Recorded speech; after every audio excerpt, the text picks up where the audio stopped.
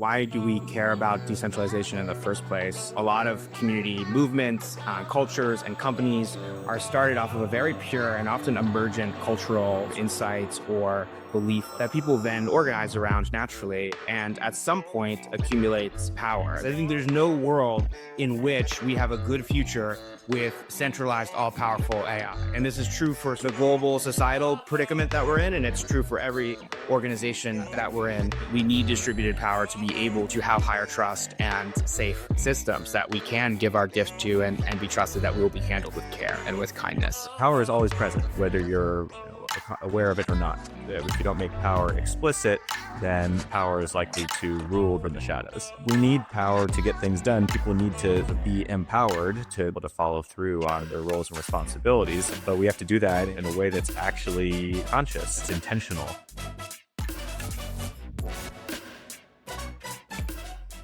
Hey everybody, welcome back to another episode of Roll Call. Today we have a really fun and just close to my heart episode because we have Dan Hunt joining us. He wears the systems facilitator hat at Hats Protocol.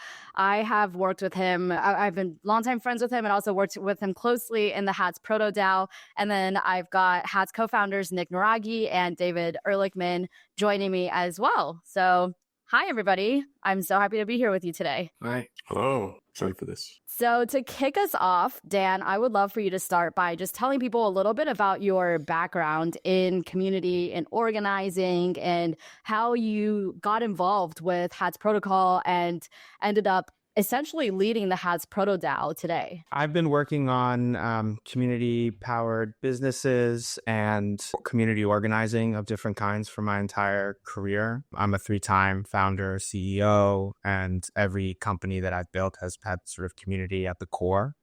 I first built a mobile app for rating and reviewing cannabis products and strains during the sort of legalization boom and helped organize that community towards getting a number of states to pass legalization regulation and fought battles with Apple. And then I built a D2C line of post-workout recovery products and built this big fitness community in New York City.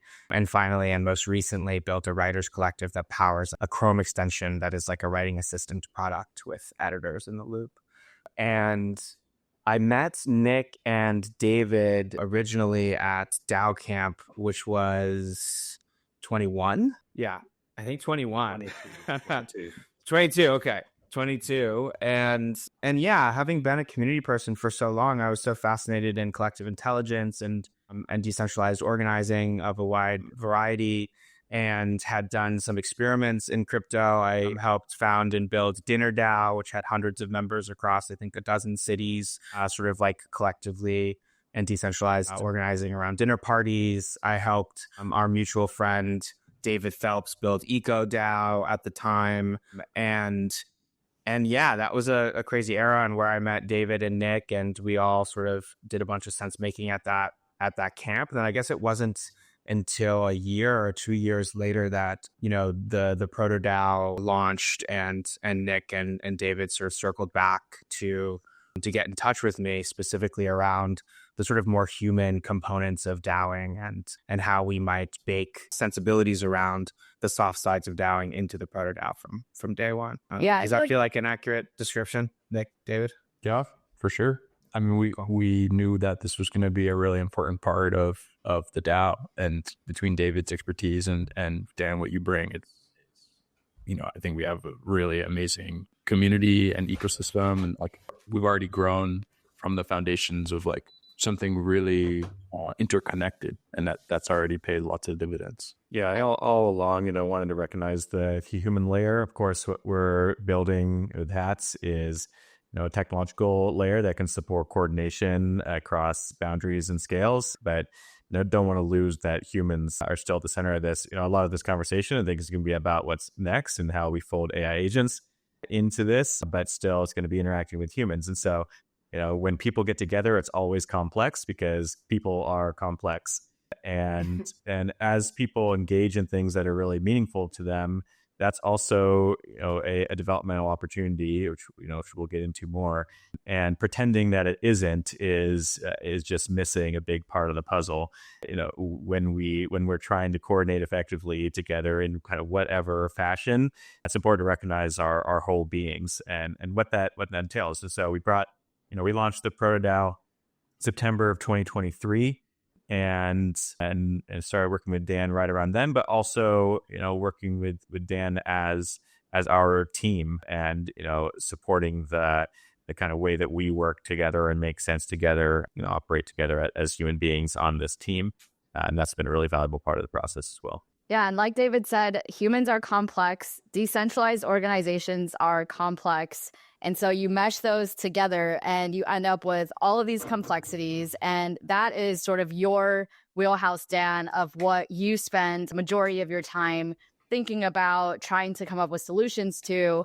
So why don't we just start by setting the stage? When we talk about decentralized organizations, whether they're DAOs or other kinds of decentralized orgs, what are some of the added complexities some of the main added complexities that you've noticed or experienced when we're talking about decentralized organizations? Yeah, I think it's helpful to even take one step back from that and then to enter into that. Like, why do we care about decentralization in the first place? And my experience has been that a lot of community movements, cultures, and companies are started off of a very pure and often emergent cultural sort of insights or belief of some kind that people then organize around naturally, and at some point accumulates power. They raise a round of funding, or the community in the neighborhood gains social influence of some kind, or perhaps an email list gets built, and inevitably that power runs up against power dynamics and potentially capture of some kind. And that ranges very widely from like severe cases like, cult abuse to very mild cases of just a community being sort of somewhat biased towards a particular leader in a way that's ultimately not in service of the whole of that community and that culture. And the sort of tragedy in this is that cultures don't fully develop because they ultimately get stifled and stopped by these various forms of capture. And so that's one thing we want to avoid, is sort of this capture problem, which has been, the case throughout the history of the world and in all great institutions and governments and so forth, and which I'm sure this audience is pretty familiar with.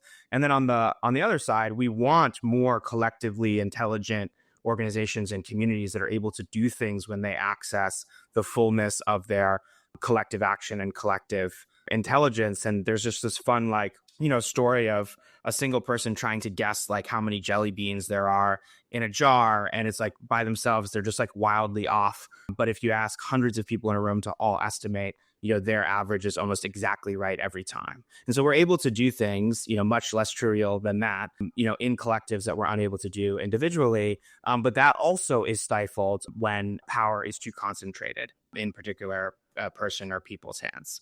And so, in terms of how complexity happens, it usually compounds when we go to decentralize. And so like what a CEO does fundamentally is just compress a lot of complexity and make a bunch of decisions by holding like the total mental model of whatever system it is that they are leading. And that plays a very important purpose and often is really good and great. When that CEO goes to decentralize, or a community goes to decentralize, they're adding more voices into the room. And with those more voices, more votes and more relationships and more communication channels.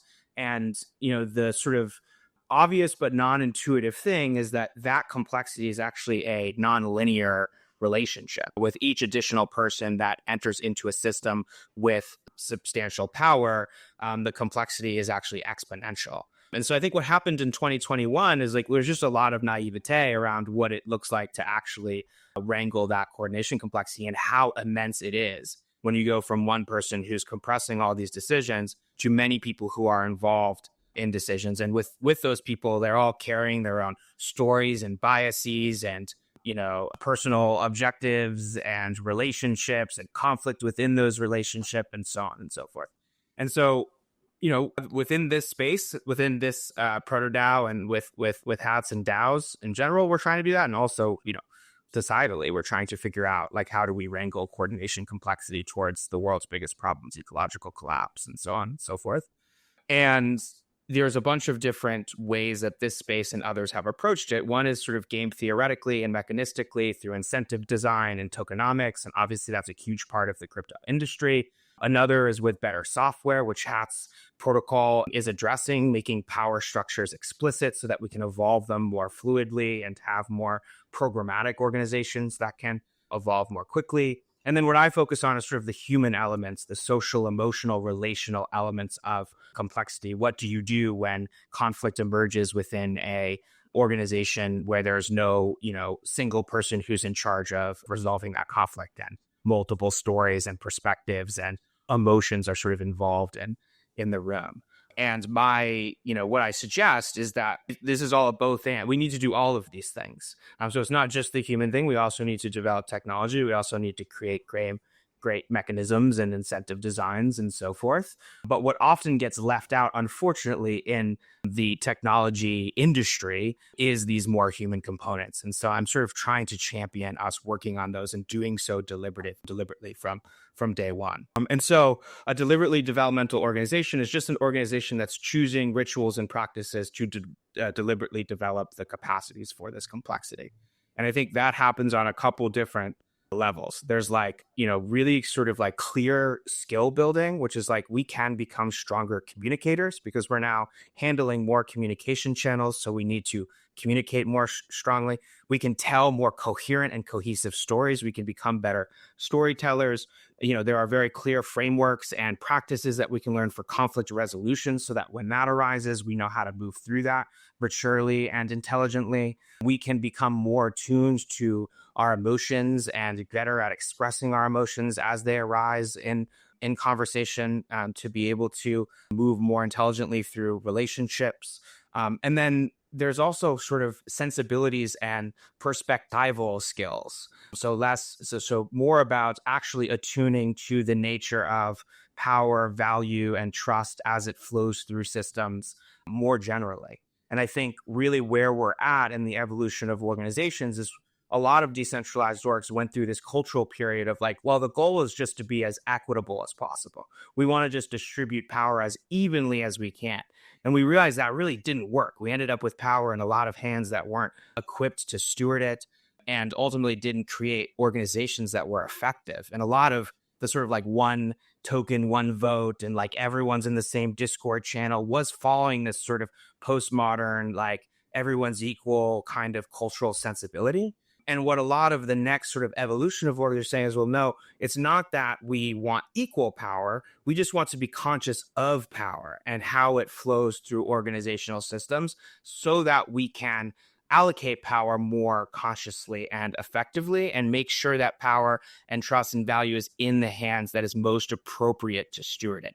And HATS supports that from a technology perspective by making power structures explicit with these NFT-based roles. And all of our practices support that from a perspectival perspective, our ability to actually see and understand how power flows. And the same is true for trust and value. And we can talk about some of what those practices are very specifically within the proto DAO as well, if you want to go there next, or curious to hear what feels interesting to pull on from any of your all's perspective. Yeah, for me personally, I see it almost as when we're talking about the human side of organizing these decentralized communities, there's we can talk about it from the perspective of what are the best structures and the best processes we can develop for these organizations to function properly. And then there's also the question of what, as an individual who is part of a decentralized community, what are skill sets that I can develop for myself? What are things that I can work on for myself so that I can be a contributing member to a decentralized community in a positive way?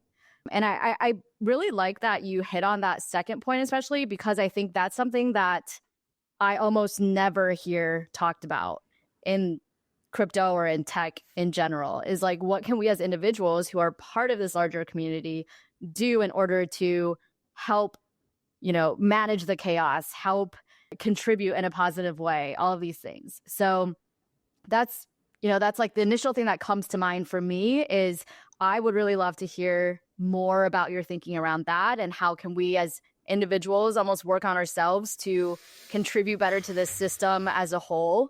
But yeah, if Nick or David have anything else they want to hit on too, happy for you to take this anywhere. Sounds good. Next to me. Yeah, so I'll try to speak both generally in terms of like what DAO contributors can focus on to cultivate these capacities, and also reference them to specific HATS proto-DAO practices, because I think that'll be kind of tie this together. So one of the things that we do at the HATS proto-DAO, which I think any DAO contributor could do, is be very intentional about self-selecting into contributions and roles. And when we do that, we facilitate a process where we try to help guide people towards choosing a contribution or role that is really at the intersection of deeply meaningful to them personally and their life journey and valuable to HATS. And that sounds kind of obvious, right? Like, of course, I want to do something I care about and I want to do something that's valuable to the ecosystem that I'm part of. But it turns out to be a lot harder in practice. And there's all these ways that we sacrifice ourselves to just do the thing that we think, the bosses want to do, or the people in power want to do, or that, will make the most money or whatever else. And there are all sorts of ways that we subtly sort of choose ourselves with a contribution that's sort of relevant to my life system, but that the ecosystem doesn't actually care about. And so getting this right is really important. And we have seen with DAOs in particular that when contributors don't get this right, especially ones that are in like, pretty part-time capacities, that they ultimately burn out and churn from these organizations. And this is one of the biggest problems in the space. It's like super excited about this thing, but actually integrating it into my life system it turns out to be more challenging than I thought. And these successful contributors, yourself included, Diana, have tight integration with what they care about and are doing in their lives and what's valuable to the DAO. And so I think that upfront thoughtfulness and, it requires both the individual to dig deeper into what's true for them at that period of time that they're engaging with this DAO and what they actually care about and what the synergies are with the other things that they're working on. And it also means doing the work to actually understand what's valuable in the organization, which often isn't, very obvious within your particular domain and does require some work to figure out. But that upfront work tends to always be worth it. And the contributors I've seen who are most successful in DAOs in general have created this interconnected web of roles and contributions that are all, tightly related to create this kind of meta system for their life where everything is feeding everything else and the whole is greater than some of its parts. And so I think that's one piece of advice. The second thing, and so a season at HATS Proto DAO runs by self-selecting contributions and roles, mutually supporting each other in those contributions and roles, and then distributing compensation relative to the contributions that were made. And so we'll talk about each phase and some advice that's helpful for people in them. The second is mutual support. And a lot of things, we've been conditioned in this hierarchical norm or sort of just status quo corporate norm to direct and give advice. And in our mutual support process, we do a lot of peer coaching, and we basically learn, like, how is it that I can hold space for someone else as they figure out what they want to autonomously do in a way that is supportive of them, but that does not interject into their process of determining or executing on their work.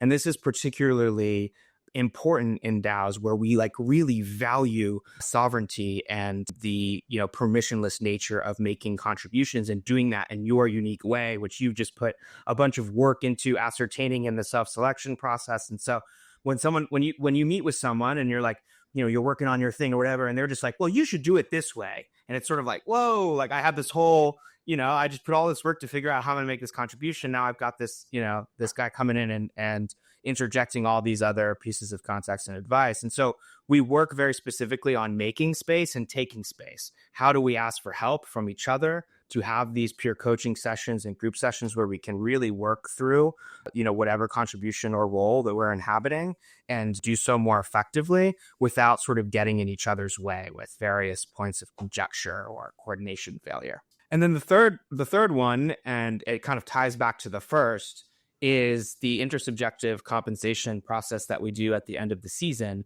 And so at the end of the season, I think a lot of people in this space are familiar with this because of Coordinate and all the experiments that people have tried with Coordinate. But there's a big, pile of cash in the middle of the room. In this case, an OP grant and proto rep as well, in addition to that. And, each person has an equal share to distribute to everyone else based on what they think is valuable. Now, on surface level, this is just a novel sort of compensation mechanism that's more distributed and potentially collectively intelligent. But it goes much deeper than that, because the process itself actually begs the question about what's valuable. And it does so every season. And this enters us into a participatory process of consciously evolving what we collectively value. And I think that this is actually at the crux of what next-gen organizations are, fundamentally.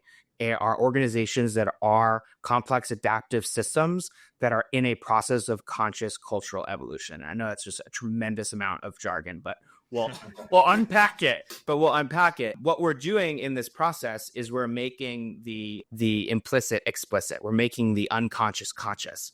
And to talk about developmental process, there's this very famous Jungian quote that's like, make the unconscious conscious or it will rule your life and you will call it fate. And we have all of these unconscious stories in our lives individually and also collectively that are enacting themselves in the organization's unfoldment. And in this process of intersubjective valuing, we're making those stories explicit so that we can work with them. This is the thing I value and why. And in this process, it may be really tangible. You submitted a lot of code to the open source repo, or it may be, hey, you came into the office, every day with donuts and you're the donut guy and like it brings smiles on our face and like we love kindness and happiness around here. So like we value that. And it opens up the aperture of what we think about consciously in terms of what's important and valued at an organization. And so for the broad DAO contributor, I think that opening the eye of value, of really practicing and understanding what is it that people are valuing both in words and in actions in this organization, and how do I attune and then align with that, is probably the broadest piece of advice one could give for DAO contributing, because it is this sort of like, again, sounds kind of obvious, but one can be very bad at this. One can come into an organization, sort of wait for someone to tell them what to do, and you just kind of fumble around a lot. This happens in DAOs all the time. One must be proactive and saying, what is valued here? Let me look at the interactions. Let me look at where the tokens are flowing, where the money's flowing. Hopefully most of that is transparent, if not all of that is transparent. It's one of the benefits of that. And let me attune to that, understand, get a sense for how value is flowing, and then let me align with that so that I'm giving the gifts that are inside of me that are most valuable to this system as it ascertains value.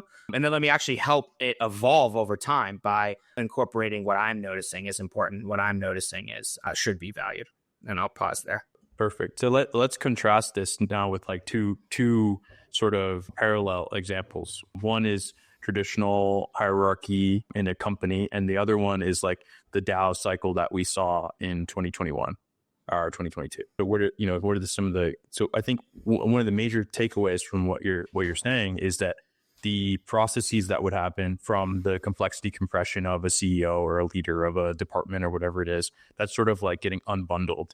And instead of having that sort of relationship with, direct report relationship, what you have instead is a process and a container, and teaching everyone in the organization like how to participate in that process and support one another mutually without having a sort of power dynamic as part of that relationship, or being able to containerize the power dynamic from separate from that relationship, and applying that to a number of different domains. So that, starting off with, alignment, right? Typically in a traditional company that would happen via hiring, and it would happen via, one-on-ones, like regular meetings with a manager. And instead here we're saying, okay, and that's not my responsibility to help you figure that out for you. That's your responsibility to figure it out. And I'm here to support, to kind of like listen to it and support it. Compensation, very similar. Like that would typically happen as like someone doing budgets and line items and then negotiating as part of, a salary. And then instead here we have this sort of intersubjective process. So I think this kind of ties it back to the overarching idea of like these developmental processes and these decentralized processes being much more complex than traditional orgs, but they have these kind of benefits to the culture overall. And then the other side of the contrast is what was kind of happening in 2021 that was aligned with this. And I would say oftentimes when people talk about the cycle, they're like, oh, it's very entrepreneurial people, like cracked solo dev shows up in Discord and just does something for the protocol, does something for the community, does something for the ecosystem. That it's sort of without having a developmental process or a facilitator or a culture of doing that type of mutual support and finding the aligned life system contribution. That's kind of like that thing happening implicitly, where a cracked dev shows up and this thing is aligned for her and she's excited to ship it into the community and then leaves. There was no like explicit coordination around making that happen, but it happens to have been aligned, which I think is why DAOs in the last cycle felt not inclusive. I think people were talking about onboarding processes. How do we bring people in better?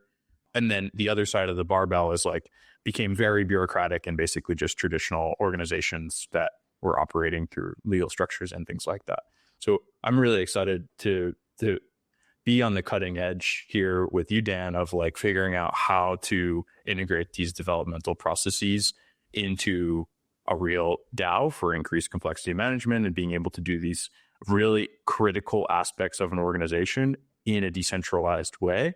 And also like packaging that up and open sourcing it and letting people do it and share their learnings with us too. Yeah, and this really speaks to why hats like that. These challenges are not unique to DAOs. It's really any kind of like decentralized organization or network or cooperative. Like when there is a hierarchy, then there's a really clear kind of chain of delegation. It's easy for people to be clear about their roles and then what they're responsible for, and for people to delegate those responsibilities to others and to hold folks accountable to their commitments. But when we come together as networks, DAOs, and when we come together as equals across different systems, there isn't a good way for somebody to claim responsibility or to claim a role. I'm going to do X, Y, and Z, and I'm going to commit to that. There isn't a good way for people to delegate responsibilities and power to others, and there certainly aren't good ways to hold each other accountable to those commitments. That's what we're building hats to support, to create the type of structure that can enable a structure within a decentralized organization, where it's a structure that is collectively governed, collectively owned, more of a hierarchical structure where different structures can evolve according to the specific needs of the organization at the time. It's not entrenched power. And back to power for a second, making power explicit. Dan, the quote you said about making the unconscious conscious, you could say the same about power. Making, if you don't make power is always present, whether you're aware of it or not. And if you don't make power explicit, then power is likely to rule the DAO, rule the network from the shadows. We need power to get things done. People need to also be empowered to be able to follow through on their roles and responsibilities. But we have to do that in a way that's actually conscious, that is actually chosen, that's intentional, and so that people then feel like they can actually take the actions and make the decisions that are necessary to get certain jobs done on behalf of the collective, and be clear about, this is the role I'm holding in the collective, and this is the commitments I've made over a certain period of time. I think that's a huge piece of this is recognizing that power is always a part of this. We need power to actually get things done. How do we actually delegate power effectively? Yeah, and I think that's an important point, because it's one of the failure modes of the last vintage, and continues to be a failure mode for a lot of collectives and decentralized orgs that are pursuing this sort of egalitarian, everyone's equal, power should be as equally distributed as possible cultural sensibility. Is that what you inevitably end up with is this attractor point of shadow hierarchies and shadow power influences, which end up actually being a lot more harmful often than explicit hierarchies. And so we're actually sort of doing this move where we take some of the sensibilities from like the old world, power sort of hierarchies, command and control, like cultural epoch, and some of the sensibilities of more sort of postmodern, everyone's equal, egalitarian. And we sort of transcend and include both of them into a structure that is conscious of power, but ultimately placing power in areas where it can be responsibly stewarded in a very conscious and deliberate way. And I think that's really what this next gen organization, a key component of what it looks like, and ultimately solves this other problem that you often see in DAOs, which is just very fast talent drain from it being too hard, for power being too equally distributed, and therefore them not having the necessary resources and responsibilities and access to be able to execute with their talent, or it being simply too complicated or too complex of a coordination task to get things done. And then talent leaves, and unfortunately that often ends up being this vicious cycle where your most talented person leaves, and he was good friends with or she was good friends with the second most talented person, and then they leave, and you have this sort of like evaporative cooling, like vicious cycle, which happens all the time in communities, collectives, decentralized orgs, etc. So it's actually better for everyone that we just be really explicit about where power is held and what forms that takes. Now that require these sort of like really challenging conversations and really challenging moments. It's true for being conscious about power. It's also true for being conscious about value and being conscious about trust. It means servicing when we don't trust someone, or when we think a contribution didn't create a lot of value, or when we think power should be decreased because of trust being broken, or whatever else. And so to be able to do these intersubjective compensation practices, just as one example, requires being able to hold a container in a space in which those uncomfortable conversations can be had, and can be had really, really safely. And that requires, dedicating resources and time and energy to doing that, which, as far as I'm aware, very few DAOs have done. But where a lot of good DAOs have gotten stuck is, either decentralizing power too quickly in sort of the big bang moment, and then it's chaos and the tyranny of structuralistness that you were alluding to, Dan, or that the founding team isn't willing to give up power, or it takes too long, and the contributors and the builders and those who are engaged, don't see that process actually unfolding in a way that's fair and transparent. And that's a lot of the work that we've been doing with you, Dan, is preparing to give away power, and also with the proto DAO creating this network that is itself preparing to hold power and to govern the collective, govern the Hats Protocol Commons. That's why it's a proto DAO. We're acknowledging that it is not truly decentralized yet, but we're on the pathway to doing that, and have committed to do so. I think it's a great thread to continue. But before we go that way, I want to talk about a little bit about like a key product insight that we've had about making power explicit. And David, I'd love for you to comment on this from the perspective of just the workshops. But this when we had this problem over and over again, as people were like, oh, we need hats because we want to do this, visualization of power, explicit DAO owned delegation of authority, on-chain roles. I read through your docs, I read through the case studies. Where exactly do I start? And then, we were thinking about, okay, how do we like help build an onboarding for this, coming soon TM.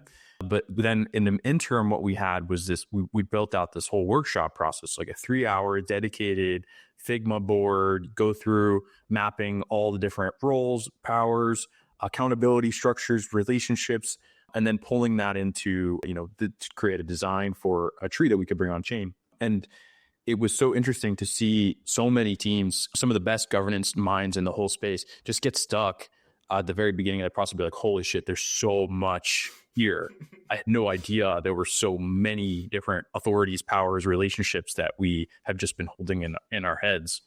Yeah, and David, I mean, you've been really running point on that process, so would love to hear your thoughts there. I think the impact of having a shared display of actually making things explicit, when you put pen to paper, so to speak, or things on a whiteboard, it makes things explicit in a different way that it requires a level of specificity and clarity, and all the fuzziness that existed in terms of how decisions are actually made, who is actually holding power at different times, how people are actually held accountable and under what conditions. It revealed that a lot of this was just fuzzy and still held together by either trust or these implicit power networks.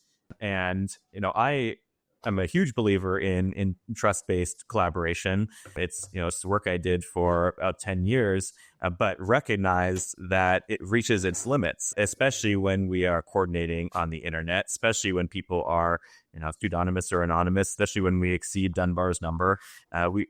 We can't just rely on trust when you can't have a size of a group that can have a single conversation at a time and it can actually read those depths of networks. We need trust, but we can't 100% rely on trust either. And so what do we add in that place? It's really clear structures around accountabilities, roles, responsibilities, power dynamics, etc. And when it came down to it, actually getting that on paper is a challenge. But on the other side of it, it's also hugely impactful, because then you really have the scaffolding that you need to, and the clarity for people to be able to come in and plug in, understand how things are working for those in the system, to really understand how things work, to understand their specific role and be empowered in their role and the power that they hold on behalf of the collective, and then understanding of how to evolve the structure consciously and deliberately so that it is most effective and most appropriate and most efficient for the particular space that it's in.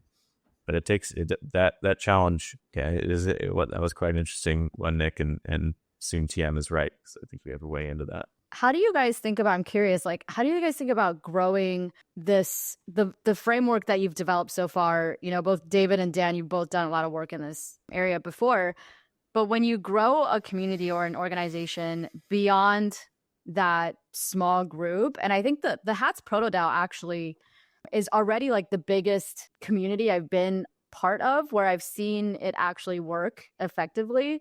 Most of the communities or organizations I've been part of where I really felt like there was that shared trust and that shared ability to sense make, and really everybody like working together really well, like managing power well. Most of those environments I've been in have been with 10 or fewer people.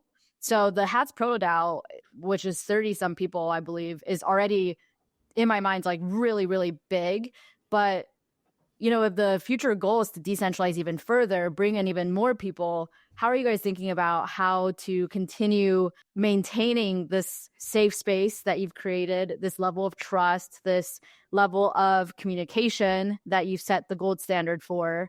How do you continue that when bringing in, tens or even hundreds more people? It's a great question. We feel like we have been evolving and growing the Proto-DAO quite deliberately, intentionally over the past year, but that we are reaching an inflection point, sort of a readiness for a step change, and that's going to require different level of structure and new pathways, especially for people to really onboard permissionlessly into contribution, finding their place, as Dan was sharing, keeping a lot of the practices at the core and a strong culture.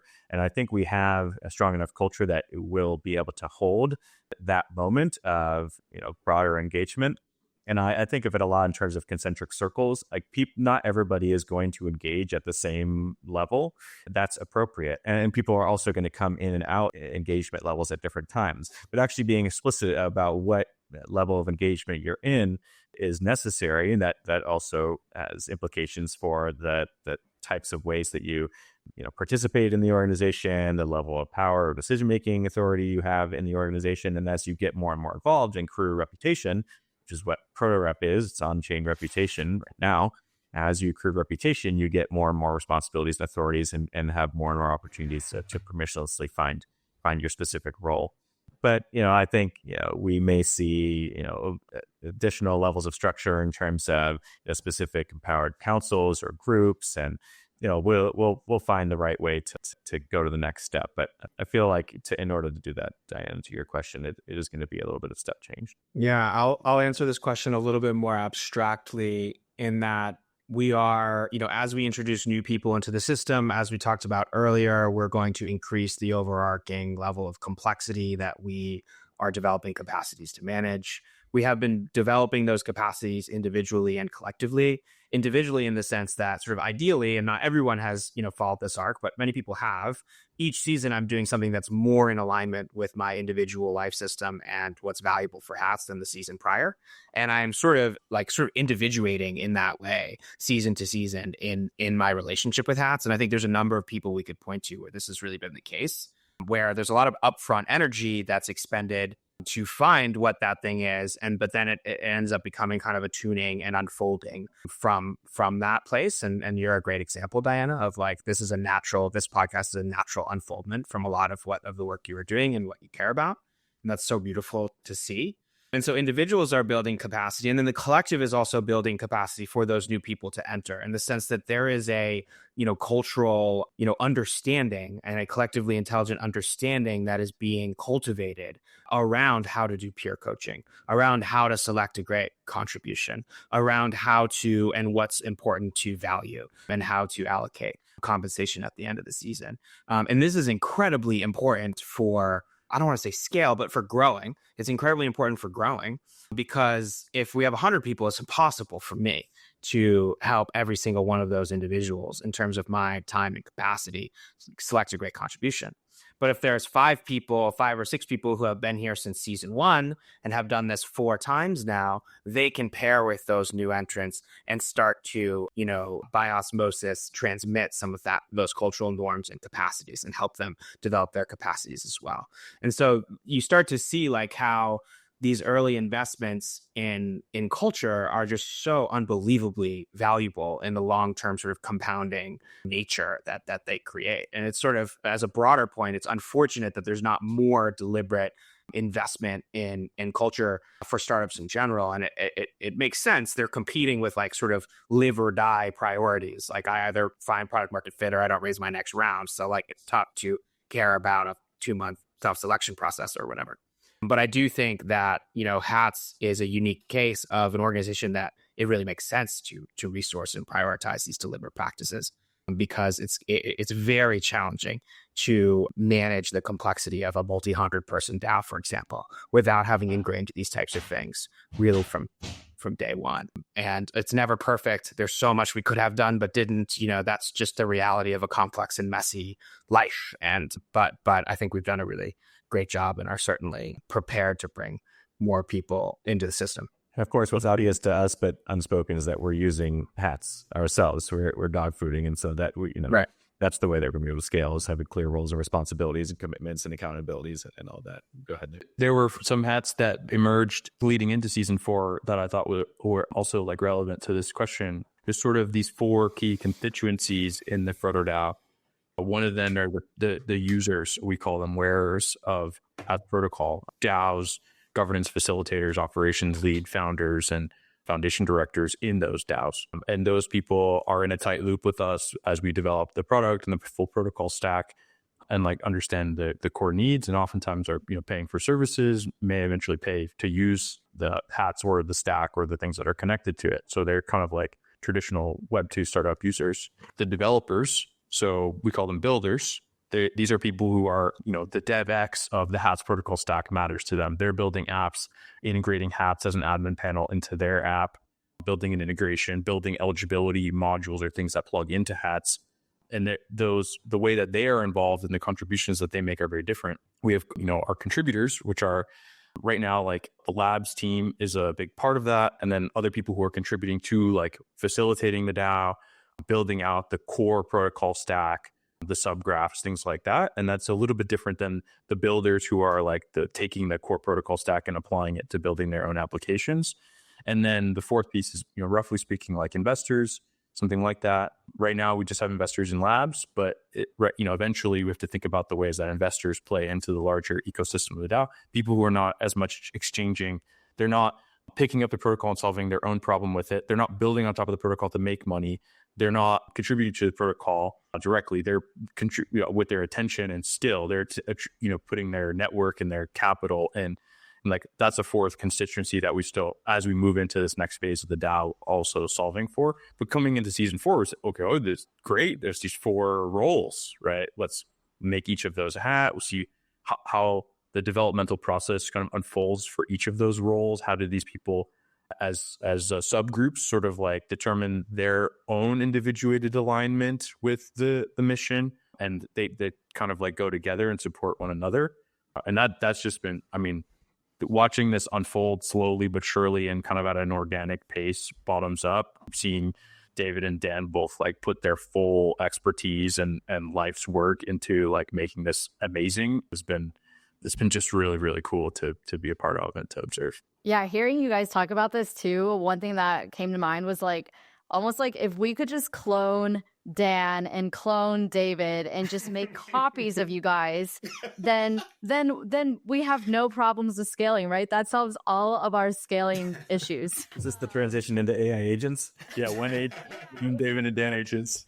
When Dan and David AI agents. But no, like, serious question though. I think we're all hearing more and more people talk about AI agents. A lot of people I know are building out their own AI agents, like to be their personal assistant, to help them perform a specific task. Like, for instance, to write summaries or blog posts of their podcast episodes or the videos that they make or whatever. Like, people are using AI agents in all these different ways. And I do think that there's a potentially like really useful way to use AI agents in what we're talking about as well. And I think, there's, when I spoke with you, Dan, there's kind of like sounds like there's two buckets that you think of it in. One is more with the tooling side of things. So like the organizing people, like the tooling to help just make processes more efficient, which is going to help a lot at scale. And then the other side is with the more human side of things. And that side, I think, is like much more challenging to build an AI agent to help with. And that's essentially like cloning yourself, or cloning Dan or cloning David. How do you think about using AI agents to solve some of those more human problems, like as we especially think about scaling the DAO? Yeah. I'll say the first obvious thing and then go into like more of the deep stuff that surrounds it. The first is that I think there's an overemphasis around AI in general, around the individual leverage that one person can accrue from like using intelligent systems, which is definitely, there's this narrative around like, we're going to see one person billion-dollar companies, and like each individual is just going to be like leveraged to the moon and like not need to have a team at all and just be like these superhero Iron Man guys flying through space. And I think there is, truth to that. And these AIs will increase the number of people who can effectively coordinate within a firm. And I think this is something that is so important and interesting and not nearly as talked about. There's this theory that Nick and I talk about a lot called the theory of the firm. And basically it says that firms grow to the size at which their transaction costs, internal transaction costs, are less than the market. That's why firms exist and why markets exist. And, these AIs not only, I think we've been biased towards generative AI because that's kind of where this whole movement started, but the AIs can also read. And an AI's ability to read the entire context and every interaction and conversation, if we're willing to share that, which is a separate sort of part of this conversation, it will be able to have this kind of bird's eye, view of perfect concepts within an organizational setting at any given time, and be able to actually increase the number of people who can effectively coordinate, perhaps even increase the Dunbar number for us in our personal lives, in the sense that we now have expanded the aperture of our individual context windows because of this advanced synthesis, et cetera. So I think that's this very obvious thing that is going to happen, and that has major implications for DAOs and for the level of collective intelligence that we're going to be able to access in this new era. Because I think there's really this kind of like common trope of like, we're just going to have smaller companies and we're just going to have one-man agencies, and like that's the future. And it's very it's very much driven by this sort of individualist cultural epoch that we're in. But if you think a little bit harder, you'll see that they're actually going to be the unlock of massive new types of organizations that can take effective collective action and do things that we've just never seen before, because there has never been a coordination technology to be introduced in human history to this magnitude of effect. And then I think it's really relevant for the developmental process. We talked a lot about making the, implicit explicit, making the unconscious conscious. I think one of the things that AI is doing, and this is at every fractal, at a societal scale, but also within organizations specifically, and which we will start designing them to do, is become representatives, become sort of mirror amalgamations of collective intelligence. If an AI is having individual conversations if it's sort of the go-to first person you talk to and is ingesting all of the data of an organization and is trained on all of that, it becomes this sort of collectively intelligent mirror that allows us to see our culture more explicitly, in the way that what the AI is ultimately just a function of what we are. And so it sort of makes this we dimension of organizations, this collective intelligence, this sort of, the stories, beliefs, and norms that exist among and between us very explicit. And there are going to be things that we really like about that. Like there's things that we really like about ChatGPT, and there's going to be things that we're really going to start to question when we see ourselves more explicitly and wonder if maybe we might be able to evolve more consciously. And so I think that that's just, an absolute paradigm shift that's coming for us, soon, and is going to completely change how we organize. And we're very much hoping at Hats ProtoDAO that we can take a lot of what we have developed in terms of the practices and rituals, et cetera, and embed these into AI systems that can make those practices and rituals more scalable and accommodate more people and ultimately hold more complexity. And to your point about cloning us, I do think that that is a process of progressively automating, the human sensibility. Like, how do you work very closely with David and I to understand what's happening in our minds when we facilitate these things, and then slice the components of that can be automated, get the data from us that can train. And my belief is that ultimately this will just raise the bar continuously for the human elements of what we do. We're not going to stop wanting to spend time with humans. In fact, I think the opposite is the case. We're going to have more time and energy to dedicate to the softer skills in life, both within organizations, more time, storytelling and doing governance and forming relationships and creating trust, and also more broadly in society. I think that, anything that's technic in nature is going to eventually be automated by AI. And we're going to realize there's people who are like, oh, we're going to automate everything away and we're just going to sit around and do nothing. And it's like, anyone who thinks that hasn't tried that hard to have relationships because I assure you that AI is not going to solve relationships, that we are still going to be human beings in flesh suits that want to love and support and care and commune with one another. And my belief is that we will increasingly be freed to do that, and that we'll actually start to sort of raise the bar for our sense of what is adequate levels of social, emotional, and relational skills, which comes back to this sort of developmental process and being a place, I hope, at Hats ProtoDAO where we are exemplary in that category, where, wow, I enter this down, I'm like so unbelievable. There's this X factor. I'm so unbelievably welcomed. It's warm. People are kind of sensitive to each other's needs and desires. There's this level of energetic alignment that I've never experienced before.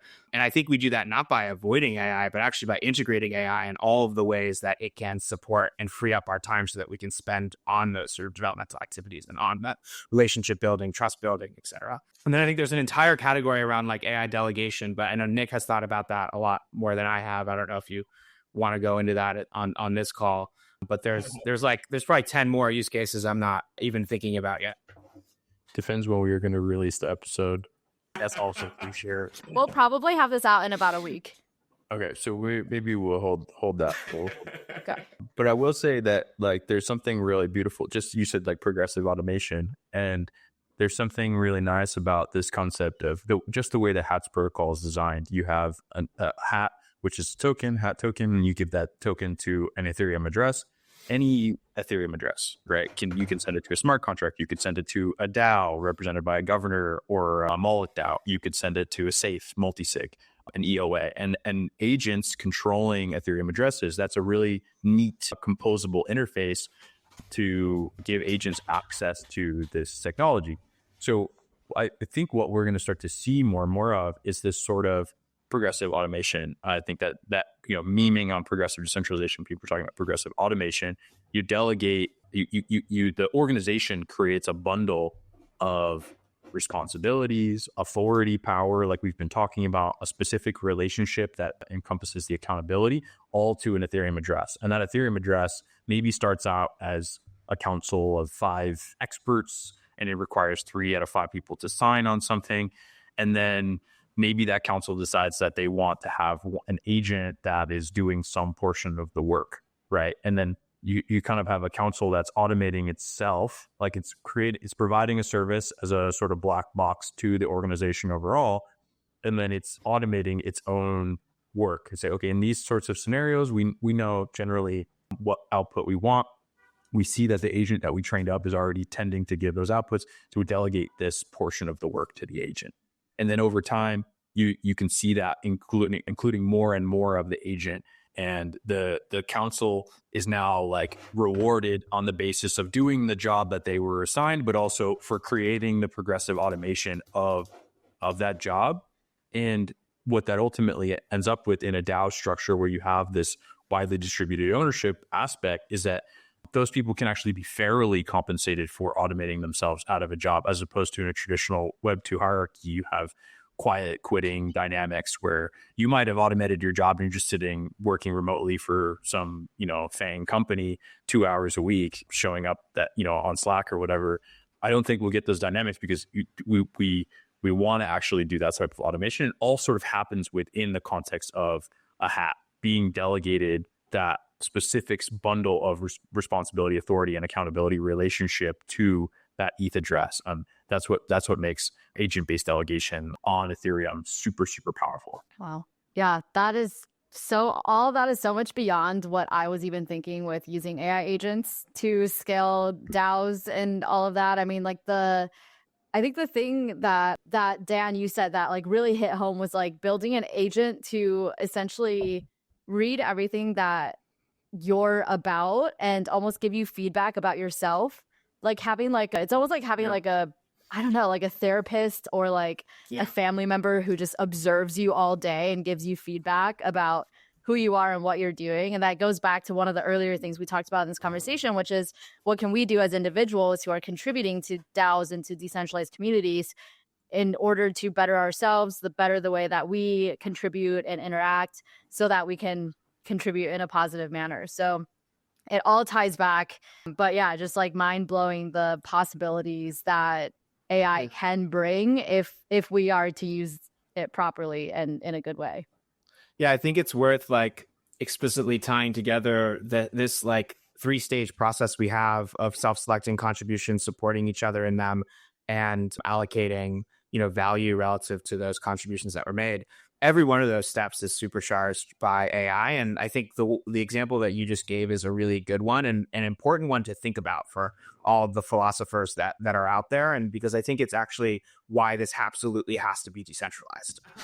And the reason is because we get to the deepest possible alignment with vulnerability. So we create spaces where we can be vulnerable and honest about what's important to us so that we can create contributions and roles that are aligned with our life systems, that are sustainable, and that create the best organizations. And in doing that, we are vulnerable. We are giving up sensitive information and data about ourselves that could be used by a bad actor against us through psychological manipulation or worse. And so this is where trust becomes so important. We create trusted containers. We develop real relationships so that we can feel comfortable and safe and are safe in sharing those vulnerabilities and creating that deep alignment.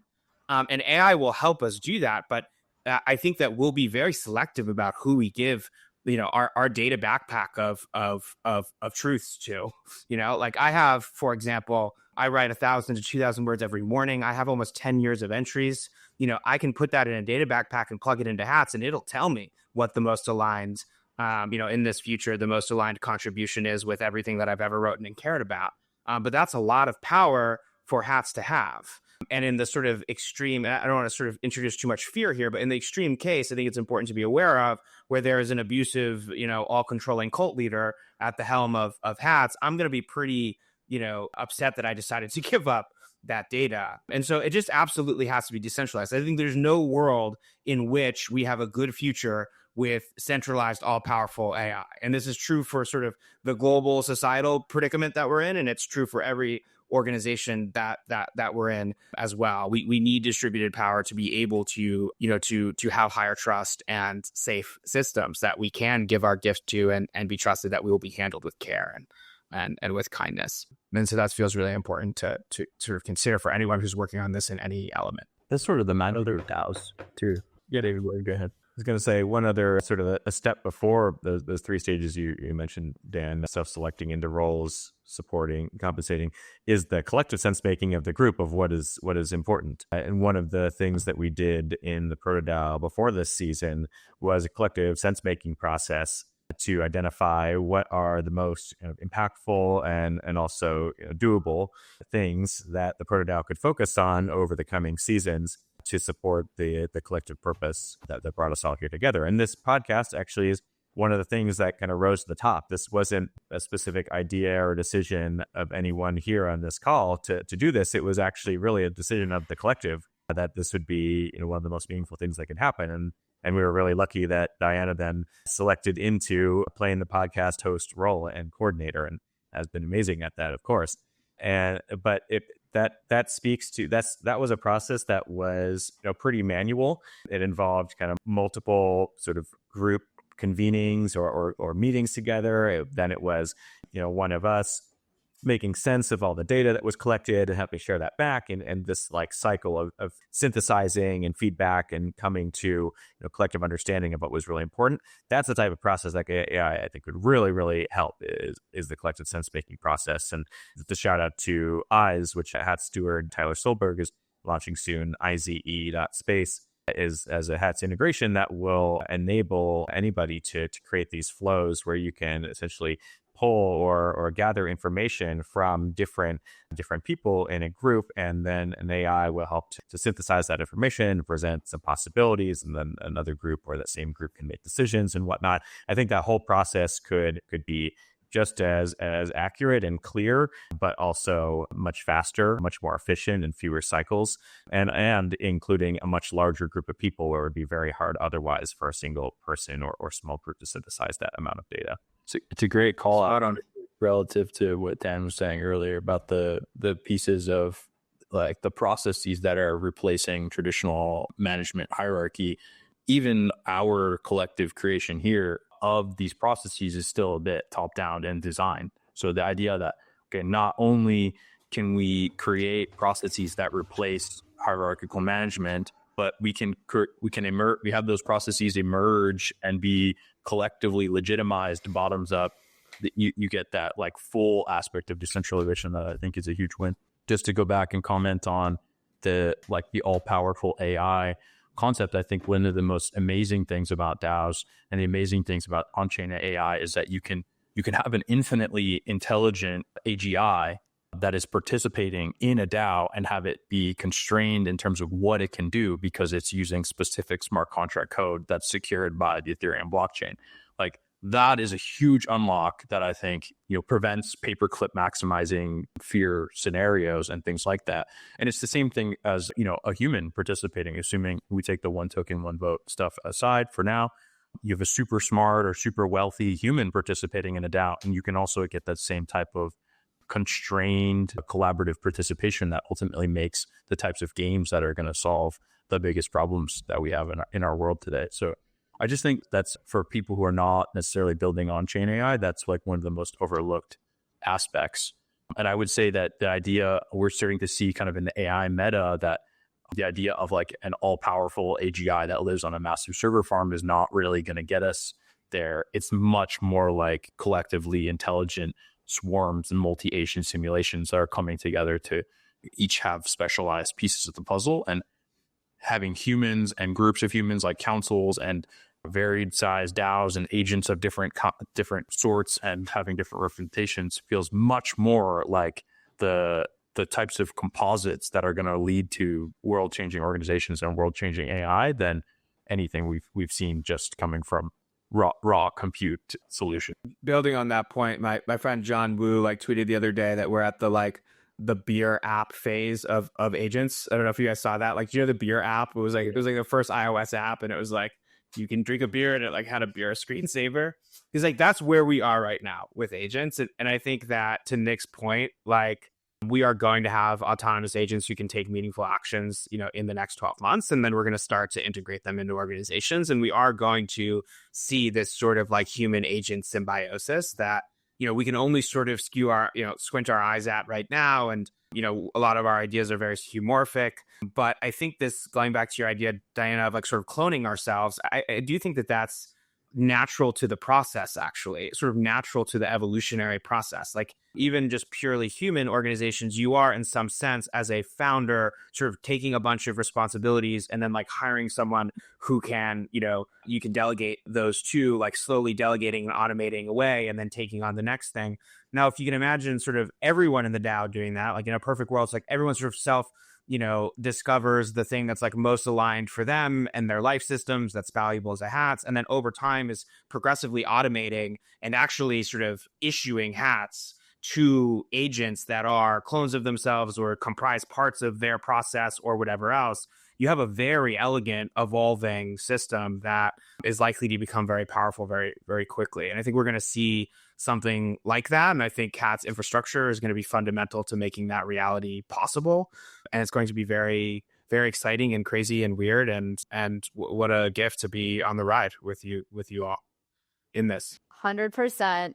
Any final closing thoughts, questions, anything that you'd like to share from any of you, Dan, David, Nick, before we wrap up here? Maybe one thing that feels like it's a little bit missing relative to the actual developmental work that we've done in the context of this conversation is that we've been very heady in this chat. I think I just want to touch on, maybe there's other ways to exemplify it or bring it in, how much breath work, meditation, journaling, embodiment, heart-centeredness we have done as a preparation to create that really trustful, safe container to do the deep developmental work. So curious if you guys want to comment on that or bring it in. I'm so glad you brought that up because it was going to be, my comment was going to be similar and related, my closing comment. And, we're in this world that is complexifying, and it is complexifying quickly. Arguably, you could argue that sort of the story of the universe is one of complexification, and that we are in an age of accelerated complexification. And so we are all, inside or outside of DAOs, called into attuning to complexity as it unfolds and emerges and learning how to be with it. And, I think it's important to start with realizing that we are ourselves complex beings. And all it takes is, 15 minutes on a meditation cushion to see that this is the case, that your thoughts are not deterministic. You are not in control of the direction that you are going, that they are emerging from, a mysterious silence, and that includes a, unfathomably complex brain and body and social system from which they emerge. And so this is the simplest practice that we can engage with, in my opinion, to attune to complexities, to start with ourselves and to sit in silence and in stillness and to notice how things emerge and unfold in our conscious experience. And breath work can help with that as well. And our bodies are often inherently more attuned, more sort of intelligently attuned to complexity than our minds are. We often think of complexity intellectually, but we have intuitions that arise that have compressed and have understood complexity in ways that our intellectual brains cannot. We have emotions that are essentially compressed reactions and intelligences of complexity. And so attuning to those things is such a big part of all of our journey and sort of readying ourselves to navigate these organizations and, more broadly speaking, this complexifying world. And so sit on a mat in silence for 15 minutes. Oh, please. That's my parting note. How about you, David? My closing comment is really just where we are in the evolution of DAOs. And I think it's easy to bundle DAOs into a certain understanding, or just say DAOs don't work or DAOs didn't work and throw them away. But let's not forget that we're really only in the third wave of this. 2017, then 2020, 21, and here we are again. So that's less than 10 years or 7 years in. Human organizing has been evolving for hundreds of years. And as Nick has often said on the DAO, the organization side, we've been speedrunning the history of human organizing and figuring out what works, what doesn't work, remembering not to throw the baby out with the bathwater and bring in aspects of human organizing that have actually been useful and successful. Then at the same time, combining that with the complexity around decentralization, which, taking lessons from networks and cooperatives, good at some things, challenged really with others, especially in execution, and then doing that through the internet, which really hasn't been done before. Actually sharing resources and coordinating effectively and delegating power on the internet is really a totally new thing for humanity. And now I think DAOs are in, relative to our previous conversation, the perfect space to be able to integrate with the next wave of AI in order to really bring the A in the middle of DAO to its true vision of autonomous acting and enable DAOs to become the most efficient organizations that have ever existed. Shout out Nick for championing that. No, again, I think we're just getting started here. There's really exciting waves ahead in the years to come. And I think it's going to be unbelievable to listen back to this podcast and look back at this time, 10 or 20 years from now and really see, how early still it was. But I feel like we're just on the precipice of kind of the next evolution, the next step change of organizing on the internet, and we may call them DAOs, we may call them something else, but what's happening here in the space right now is really at the cutting edge of how we coordinate well. We should set a calendar invite for a year out or a couple years out and have a watch party and just watch this back. I want to go watch. Right after this, I'm going to go watch back Dan's episode on Rehash from a year ago where he first introduced the concept of developmental frameworks. And I just want to see how much you're changing or your thinking has changed even in the last year alone or not changed, perhaps. I can't remember all the details of that conversation, but I'm excited to. But yeah, we should calendar this for like a year in the future and have a watch party. I think that after we meditate on it. After 15 minutes of silence. Yeah. Perfect. Beautiful. Well, thank you so much, Dan. Thank you, Nick and David, for joining today. Dan, can you tell people where they can find you if they want to follow you personally? And then also, David and Nick, I know you guys have done this in the past, but please remind people where they can find you and Hats Protocol as well. Yeah, I've been quiet on the internet for almost a year now, but I think I'm going to make a comeback. And I'm at Dan2Hunt on Twitter. That's the easiest way to find me. Perfect. David? Twitter and Farcaster at Dave Ehrlichman, DAVEHRLICHMAN, and all my writings and other stuff is davidehrlichman.com. Read the book, Impact Networks. Yes, classic. You can find me on Twitter, 0xNN2, Farcaster, nintinik.eth, and hatsprotocol.xyz, Hats Protocol on Twitter, Hats Protocol on Farcaster.